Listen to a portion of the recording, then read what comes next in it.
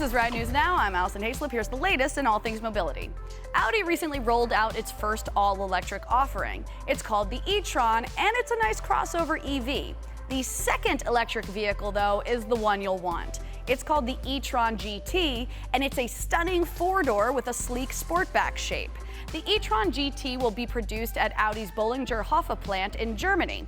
This is the same facility that churns out the iconic R8. The two vehicles will share the same assembly line. That means a crazy awesome gas-powered Audi will be built along a crazy awesome electric Audi. What's our budget on this show? Because I'll take one of each, please. Okay, thanks, bye. It's not that high. Oh.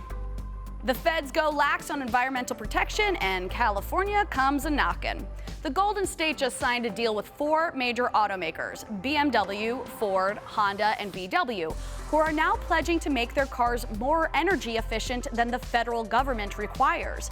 Why is this happening, and how can California do that?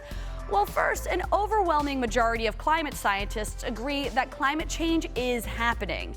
But the current administration favors the old-school fuel-burning economics. I mean, the current head of the EPA was a former coal lobbyist, so unsurprisingly, tougher emission standards on cars have been rolled back. This is where California comes in.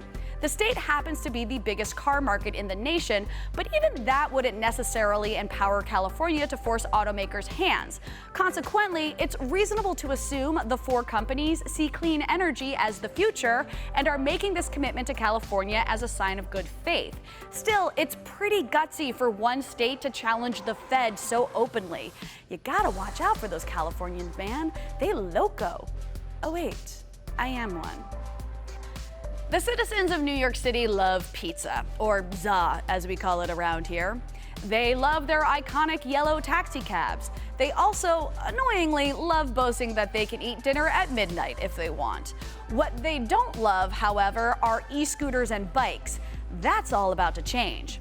Since 2004, New York has had a ban on all motorized bikes and scooters, but the state just lifted that ban, paving a way for bike and scooter share companies to set up shop. That said, the borough of Manhattan is holding strong to its hate of Bird, Lime, and other mobility companies. Electric bikes will be allowed in the dense sections of the city, but scooters are still a no-go, unless you happen to own your own scooter. It makes sense since Manhattan is already packed with people's cars and trucks as it is. Add helmetless tourists on e-scooters and you have a recipe for disaster. So for now, those looking to hop on an e-scooter can forget about it. You're walking here. For more tech news, join us over at Ride.Tech and be sure to follow RideTechNews on your social platform of choice. You heard me.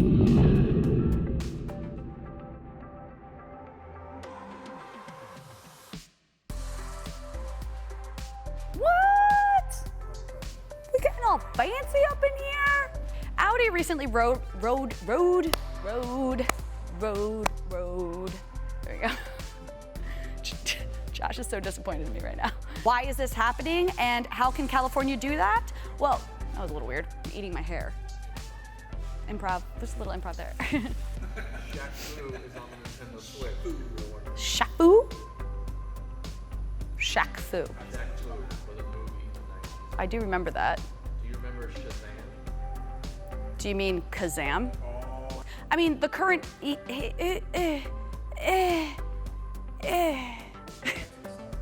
yeah. Thanks for watching. If you like what you see, please like and subscribe. Also, head to Ride.Tech for stories, reviews, and more news.